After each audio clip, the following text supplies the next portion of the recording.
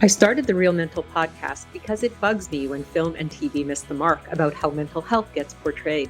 Real Mental is a podcast where a film-loving psychiatrist, that's me, talks to directors, writers, actors, and critics to help people figure out their life by getting to the truth about mental health in the movies. Welcome, Brian Eggert, to the Real Mental podcast. Thanks for inviting me. Well, I'm very excited to be talking about an Almodovar film. And first, though, I would love you to just say a few things about yourself and what you do.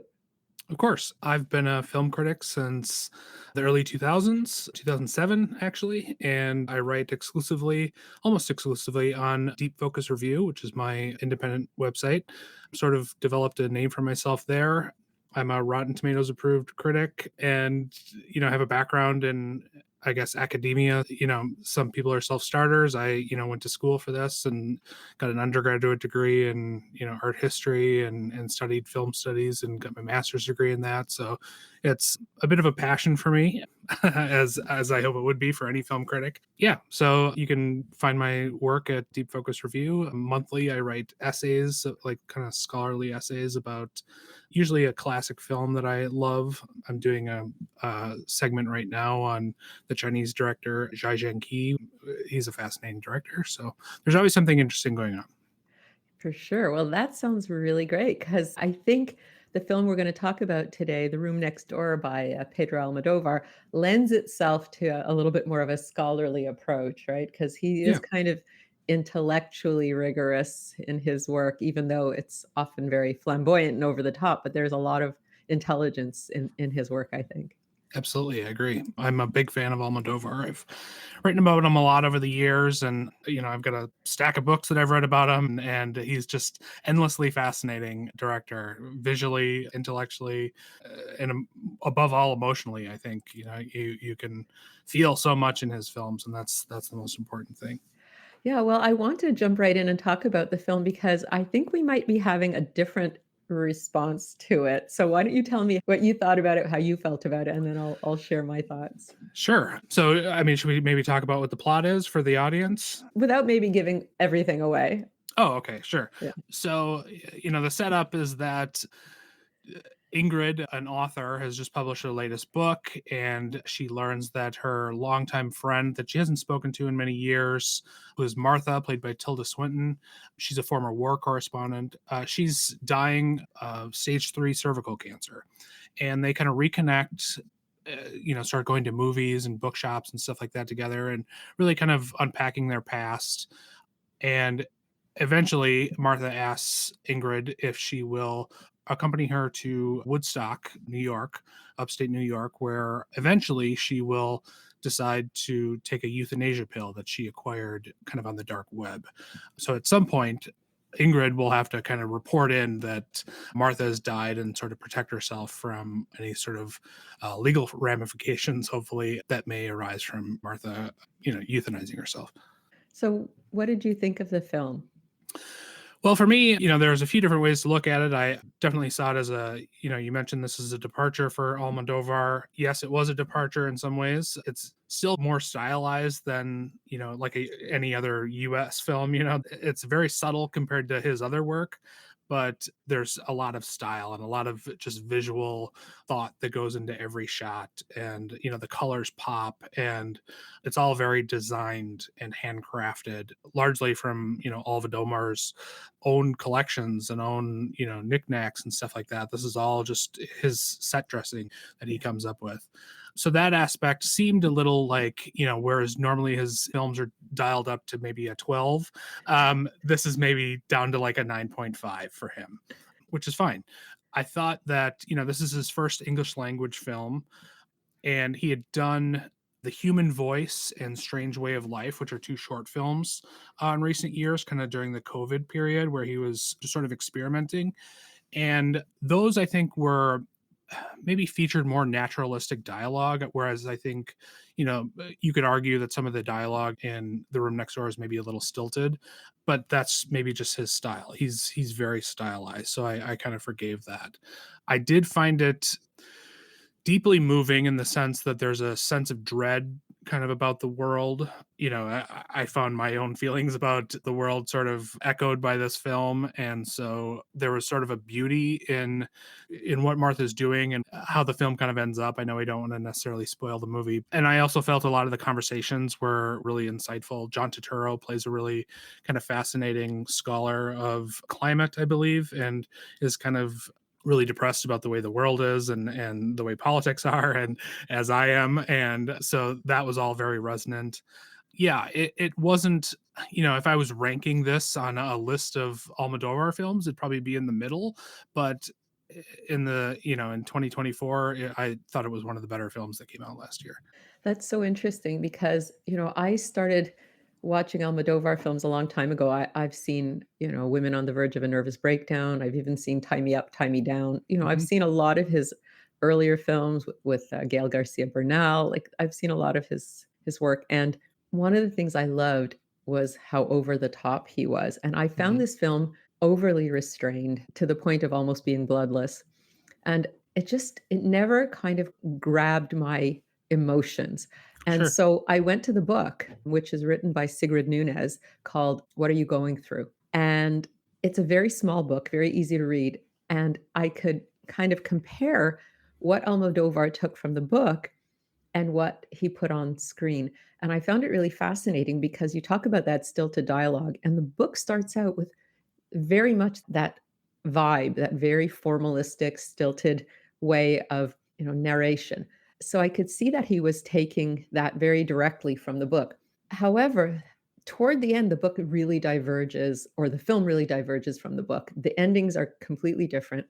Mhm. And I'm not going to give away either. But what I'm going to say is that what I found in the book was I was having the same trouble connecting emotionally until about three quarters or two-thirds of the way through. And then the relationship between Ingrid, played by Julianne Moore, and Martha really shifted. And Ingrid starts thinking about how being with Martha, who is dying, and just spending time with her, living with her basically, is so intimate that she's developing love feelings. Now, we're not sure if it's romantic love or platonic love or spiritual love, but she's feeling love, real love. And this process of being almost like a death doula is so intimate for her that she feels so connected. And it's this incredibly powerful, moving experience for her. And at that point, I really was moved.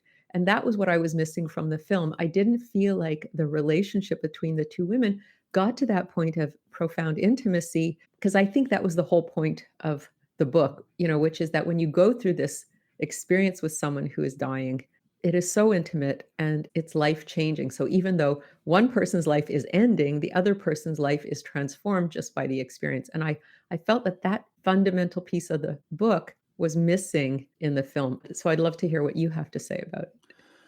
Sure.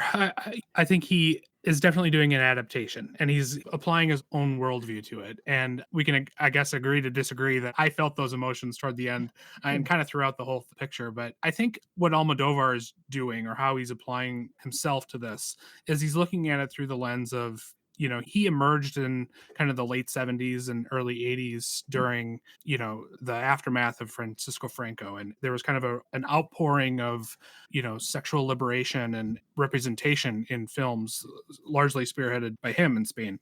And so he was doing things, talking about trans identity and queer identity and all this stuff in movies in the early 80s before anyone really was. And that kind of, as you called it, that flamboyancy in his films, especially in, I would say, up until about the late 90s, was really active and what really defined him. And he was reacting against something.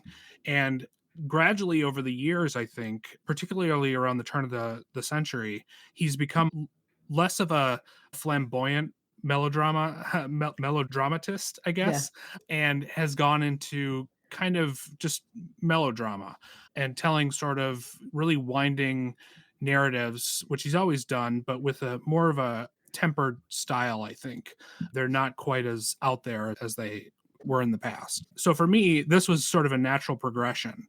And since we're approaching kind of an era that is beginning to resemble, or could resemble, Francoism, I think this is a mourning film. And it takes this downswing toward the end that is maybe not so like appreciative of the relationship at the center, but more just kind of like, it kind of feels good to just let go.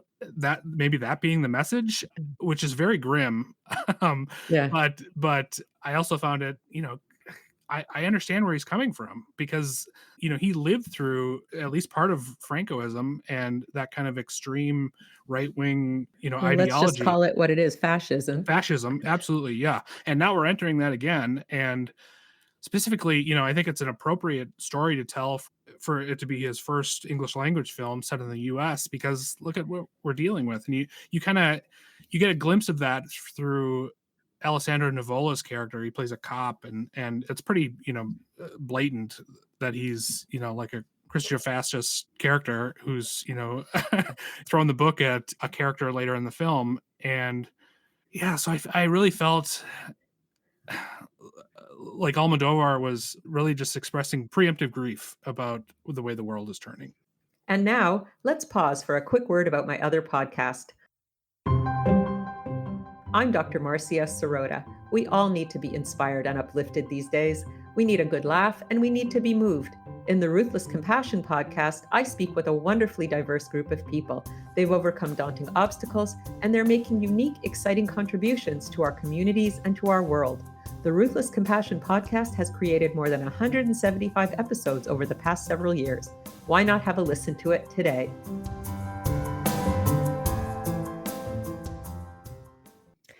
Well, yeah, that makes a lot of sense because that character is not in the book. And so I was reflecting about why he would be there. And so, yes, he was very right wing and very intolerant and very determined to, do his job, but not in a very open-minded way.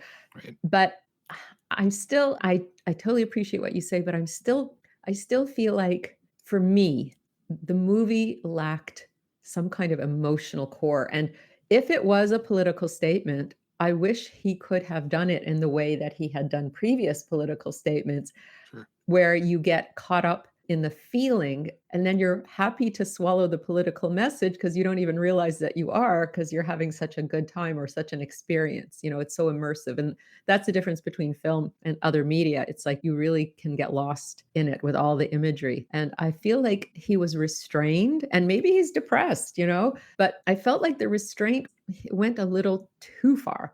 And I would have liked just a little bit more of this kind of over the topness.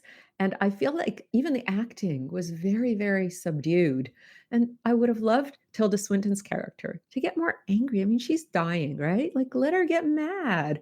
And the other thing they never did, which they did in the book, they never explained why Ingrid's character, who had a morbid fear of death, agreed to accompany Martha on this journey. Whereas in the book, they do explain it. And they also don't get into it. Well, I guess they do get into it in the movie while everyone else didn't want to do it, because they were afraid of the consequences. But I think the movie could have gotten a little bit more into the vulnerability. Like Tilda Swinton's character seemed so invincible in a sense. She seemed so strong and so determined.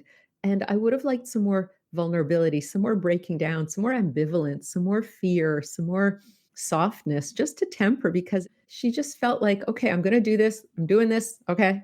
And it's like, okay, like I wanted her to be a little bit more human. She felt a little superhuman. Even the suit she wore at the very end of the film, it was like a superhero suit. It was like so perfect and so gorgeous. And I would have liked her to be a little bit more human and vulnerable. And I would have liked to know more about why Ingrid agreed finally to do this thing that was so scary for her. And also like what she got out of it, like, did she get something out of it? So those were the things that were missing to me that were in the book that really helped me enjoy the book and appreciate the story. But I know a film is not the same as a book, but I feel like those essential things were missing for me. And I was disappointed because I love, love, love Almodovar. So did you read the book after the film? Yes. And then watch the film again after the book? No, I didn't watch the film again, but I really remember it. Like it is very etched in my mind. And I'll share something with you and with the listeners is that not that many years ago, I had a cousin who was around my age who was dying, and I was spending a lot of time with her. And we had been very close as children, and then we kind of lost touch, and then we reconnected at a family function a few years before she passed away. And then spending all this time with her while she was dying, also of cancer, was this incredibly intimate experience. And so I felt a little bit like Ingrid, you know? I mean, obviously the circumstances were different. My cousin wasn't making any choices, but she was just trying to, deal with the situation she was in. But it was a really intimate experience, just spending time with someone who was, basically passing out of life. And, it was incredibly tragic because she was losing her life and she was, going to miss her children and her partner and her friends and her family members and, all the things she could have had. Like she said one day, I would have made such a great grandma. And I said, yeah, you would. It really sucks. And we really connected though. It was like this incredibly intimate thing. So for me, like I have the experience personally of what it means to be with someone at the end of their life and how moving it was just to be in the middle of it. And I can imagine that if you're watching it, it could be very moving too. And I felt sadly not as moved as I would have liked to have been watching this film, especially given what I had gone through in the past. Sure. I have a similar experience. Just a couple of years ago, my dad Yeah. passed, and it was sort of a long, long process. He had emphysema, and it was just Oh, this whole thing that lasted yeah. years. And I think, going back to what you said about Tilda Swinton not reacting enough and maybe not breaking down a lot. She says something in the film like, I've practically held death in my hands, and she was surprised to find that it's so light. I think at a certain point, you accept that you're going to go and process that. And that acceptance makes it so that there's no more need to break down and you're just waiting. And I feel like it's maybe not as dramatic as some of Yeah. Almodovar's other films to just wait for death, and waiting is not typically a characteristic of his characters. But I do feel that that is a very real emotion and a way that people react. My dad in particular was done, long before he died, and was just kind of over it, Yeah. and was Yeah. just, Yeah. just ended already. Yeah. And that's a very, that's an attitude that some people Yeah. take. And I have a feeling that I would maybe not be like that, and I'd probably be an emotional mess. But he's a very, stoic man. And Tilda Swinton, I think, or her character rather, Martha, is someone who's seen everything. She's Yeah. covered wars. She's, done so much writing for the New York Times and has seen everything. So this is maybe, it would maybe be seen as self-indulgent or something for her to be overly emotional about this situation, which is why she chooses to just read a book or watch movies, over Yeah. the last month of her life. She Yeah. doesn't try to do anything profound. She just wants Yeah. to enjoy herself and, go out in the country and wait until she's ready, which is like I said, a very passive way to treat death. And then from, Julianne Moore or Ingrid's point of view, I related to that in the sense that I was there for my dad as sort of just a presence, and he didn't want to talk about it, and I didn't want to push him to talk about it. And when I was there, I was just, making an appearance really. And he, we were just in the room together, and Yeah. that was all he needed. And I think that's maybe all Martha needs is for Ingrid to be in the room, and Ingrid maybe knows her place, that she shouldn't push her, and it would be inappropriate to push her, and it would be making it about her if she did push her.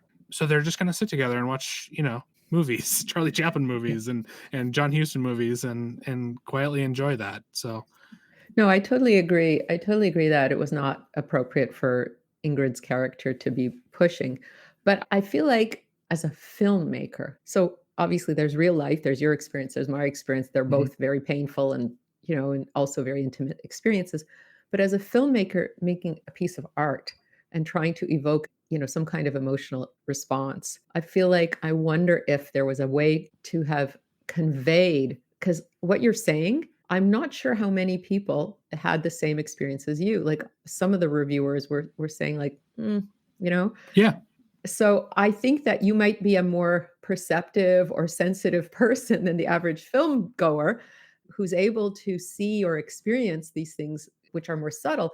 But I think maybe it was just a little too subtle. And if he had just maybe taken it up a notch or two, we would have been able to appreciate the things that you're able to appreciate because you have greater capacity than the average person, the average film goer. But for, regular folks like me who, are hoping to have some kind of transcendent experience or transformative experience or emotional experience, I felt like I was missing. I think you're right. I think in terms of reality, he captured it, but in terms of a piece of art, I was wondering if he could have done more to give me an experience.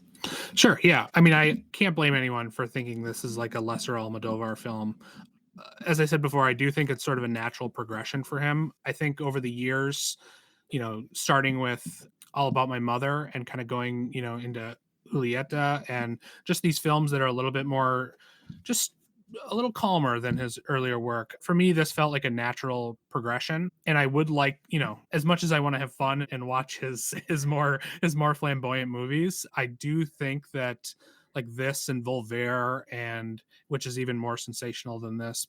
But this era, I would say since 1999 has been kind of a quieter period for him. And I don't know, like I said before, it felt like a natural progression. So yes, I understand from the perspective of, wanting to be, I guess, for lack of a better word, entertained by this movie. Yeah, it's maybe not an entertaining movie, and it's not out of all the Almodovar films that I, own on disc or whatever. I probably wouldn't pick this one up as often as I do some of the other ones. I'd have to be in a pretty funky mood, I guess, to want to put this on again. But I do appreciate that it reminded me sort of like an Ingmar Bergman film where it's kind of mourning and kind of not happy about the world, and maybe like Winter Light or something like that, where it's just sort of expressing dissatisfaction and an acceptance of death and asking why the world is the way it is. And that's very not typical for him.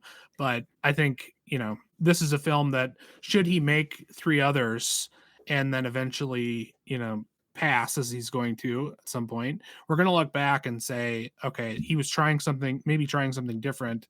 And while it wasn't, like I said, I wouldn't rank it, in the top 10 Almodovar films or anything like that. But I think it's a fascinating film in its own right, and trying to do something different, one, than most films, and different within his own body of work. And so few filmmakers are willing to experiment this late in their career. So many people are just doing the same thing that they've always done. But, you get somebody like Almodovar or Martin Scorsese or Kelly Reichardt or something. I guess her next film is a heist movie, and these people keep growing and trying new things, and I appreciate that about this film. Yeah. Well, I keep thinking about one of the most recent films I've seen, which is Pain and Glory. And that film was about pain. Like it's a character played by Antonio Banderas who has intractable pain and he's suffering, and he gets hooked on heroin because of it. And he gets into trouble. But somehow, even though it was kind of a depressing topic, addiction and like bad addiction and pain, and like he was so depressed and he was blocked. This character couldn't do his work because he was so messed up. And yet, I don't know, it was uplifting. Mhm. It was kind of a happy film. I mean, it had like a happier ending, but I don't know, I felt more emotionally engaged with that film. And I'm wondering if switching to English, I don't know what it was about this film that I felt the disconnect, but also the book. Like I said, the book really does start out in this very detached way, and yet it turns and becomes more accessible and more emotional toward the end. And I felt like he was very faithful to the book, but he didn't make that turn where the author did and make it more emotionally accessible. He just kept it at that detached level throughout. And Pain and Glory was very emotional, and I felt not detached the whole way. And I was kind of hoping, especially since we're talking about experiences like this, and I don't think you and I are the only people who've spent time with loved ones who are Right, on their way right. out. I think it's quite a universal experience for us, and we all know what that feels like. So I just felt like, what's the difference here between that film and this film? Well, for one, I mean, around the time that Pain and Glory came out, I think Almodovar was already talking about how life for him now is work and pain. And that's, so I think for years he's been having some, physical problems and having to deal with age and, Mm, disease or what have you. And so yeah. he's been kind of in that mode. And you're absolutely right that there's a catharsis at the end of Pain and Glory where out of that pain he makes another film. And that's a very uplifting and productive resolution. And I think just the nature of this story is not one that people want to see. People don't typically think of films as like, we're going to end with a death. And that's the end. And boy, isn't the world bad. And, here, Yeah. roll credits. I think that, a lot of his films have an optimistic ending. Even, Parallel Mothers, I think was his last feature before this. And Yeah. that's a very grim film for much of it, but it, Yeah. it has a hopefulness about the future. Yeah. And maybe this is just an outpouring of grief about not only life, like just an individual life, but the way the Yeah. world is. That, yeah, that's not a Yeah. very entertaining. It's not a pleasant message, but it's a message that personally I identified with, and it's not something that people want out of art, I think, and which is why a lot of people and critics, not that critics aren't people, but moviegoers and critics didn't connect with. It's not fun. And it doesn't have a pleasant ending. And I think that's okay. I think that's a different type of art that isn't made all the time. Okay, so I have to say, since you've already given away the ending of the movie, I'm going to say that in the book, she does not take her life at the end of the Oh, book. So at the book ends with she still hasn't taken the drug. They've had to move out of Woodstock because there was a flood. And so they've moved back into Martha's beautiful apartment and they're living together in the apartment and they're just, day-to-day living and they're having this incredibly deep connection. And I think it ends with Ingrid sitting on a bench and just reflecting on how much she has grown to care about Martha. So the book ends on a much more positive note because the focus is not on, when is Martha going to die? Is Martha going to take the drug? It's more about, they went to that place. Martha was going to do it. And then they had a flood and she had to leave. And then she never did it. And they're having this incredible intimacy. And it almost makes me think that, Martha feels like life still is worth living because she has Ingrid with her and they're having this beautiful, meaningful connection. And that's giving her enough out of life that she's willing to suffer the cancer because she has this relationship. So it's a very different ending because it's so hopeful and it's so beautiful and there's intimacy and there's a reason to live and she's still alive. So that's the ending of the book. And Almodovar made a very different choice. He killed off Martha and left Ingrid alone. And I just was like, you know, And that really tells me something about the filmmaker because he completely changed the sense of the story from something that was really about how, she had this intention to end her life because she felt so hopeless. And then she thought this person would be her death doula and in fact became her closest friend and loved one. And that made her life worth continuing for at least a little while. maybe it's a Western bias or something. I mean, Buddhism, for instance, Yeah. views death as like a natural and a logical, transition, and even suicide can be an expressive act that is not condemned and is viewed as a natural way to die.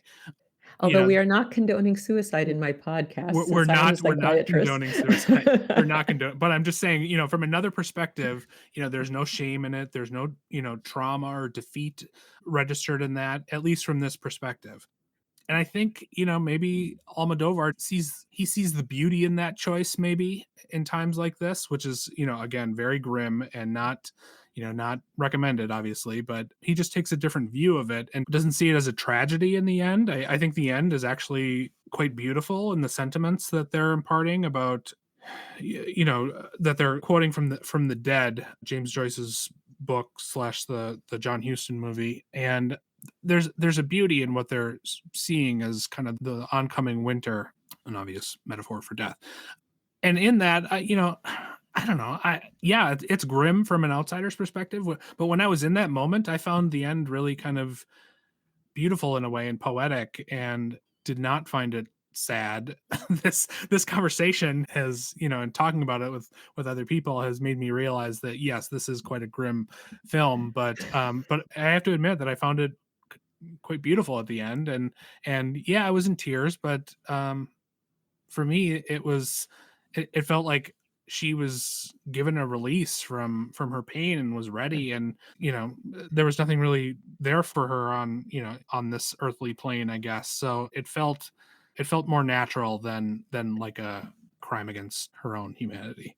Yeah. Well, hearing your perspective and hearing what you know about what Almodovar has been going through recently, it makes more sense because it feels like this film is almost him contemplating, whether ending your own life, this sort of, we call it here, medical assistance in death in Sure. Canada, right? Okay. So whether medical assistance in death is appropriate, and it is legal in Canada, for people who have intractable pain or, intractable suffering or incurable conditions, things like that. We haven't approved it yet for mental illness, but we have for physical conditions.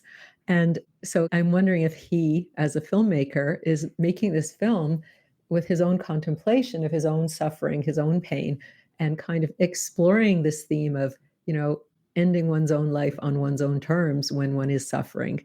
And so, in that sense, I totally get it. But again, like you said, you were crying at the end. I wish I had been crying at the end. I would have wanted to have watched a film that made me cry at the end, even if it's grim. But I just felt like I was kind of held at arm's length. I didn't feel like I was brought into the story. So I'm not sure, what it was that enabled you to, feel emotionally touched by it. But it didn't do it for me. So I'm sad because I think the thoughts, that we're talking about are very important. And the feelings that we're talking about are important. I wish that Almodovar had been able to convey those to a larger audience. Yeah, I agree with you. It was well reviewed, but it wasn't, overwhelmingly well reviewed. It's, wasn't nominated for any Oscars or anything Yeah, like that. I think it got a Golden Globe nomination or something. But yeah, I agree with you that it's a more difficult Almodovar film. Probably, I'm trying to think of a more difficult one that's in sort of this dramatic mode. And maybe, I don't know, Bad Religion comes to mind, where that is dealing with some more taboo subjects, but even that is sort of fun. And this is not. So who who can say why one person reacts to, there was something deeply emotional in it for me, and maybe it has something to do with my worldview at this moment, and you know frankly a sense of hopelessness about the way the world is right now. That, yeah, from a certain perspective I understand where she's coming from and where yeah. Martha's coming from. Martha's coming from, yeah. And I'm sure a lot of other people don't think that. That's, an absolute, impossibility in a lot of people's mind. For me, it's more fluid than that. And I guess, I'm a little bit more open to a dour. I happen to like a dour ending, and maybe that's just my worldview. Mm, But I don't mind movies with grim endings at all, yeah. especially one as grim as this. Yeah, I didn't find the grimness was the issue for me. I Yeah, felt like the way the film was made sure. did not pull me in enough emotionally. I have no problem with the plot. I have no problem even with the choice of the ending. Hmm. I just didn't feel that it was executed in a way that helped me feel connected emotionally. But I do agree with you that, a lot of people are feeling very grim about the world. And I suspect Almodovar is feeling grim both internally and externally because, his body's in pain and his world is, he survived fascism only to see it recur in his lifetime. Not a nice thing. Yeah. And, so I can understand, why he would want to make this film. But, I feel like if I got a chance to like do it over again, I would think like, how would we make it so that people would actually be more moved like you were? Yeah, and maybe it's just the nature of the story, or I don't know. Like you said, it wasn't necessarily the nature of the story, but the choices he was making throughout. So Yeah. yeah, I mean, I could see a bigger performances or just a little more humor injected into it. Normally I'm laughing through an Almodovar film, no matter how grim it is, or he's willing to make jokes. I don't think there was a lot of jokes in this that I remember. It was a mostly humorless experience. Yeah. I will admit that the first half of the film is not as strong as the second half, and it took me a while to sort of get into its groove. But I think where it came alive for me was in the days afterward, where it sat with me for a long time and I couldn't shake it. And there are sometimes where I see a movie and I write a review and then I never think about it again. And this one, I didn't want to sit down and write a review right away because it needed to percolate a little bit. And yeah, it was maybe a little slow in the beginning, but for whatever reason, it stuck with me. And I saw it 2 months ago at this point, and I can still articulate everything that's happening because it made such an impression. So for whatever reason, and let's just chalk it up to unpredictability of individual emotion, I guess. Yes. Art is so subjective, and you can try to take an objective point of view when you're writing criticism or something like that. I don't think that really works.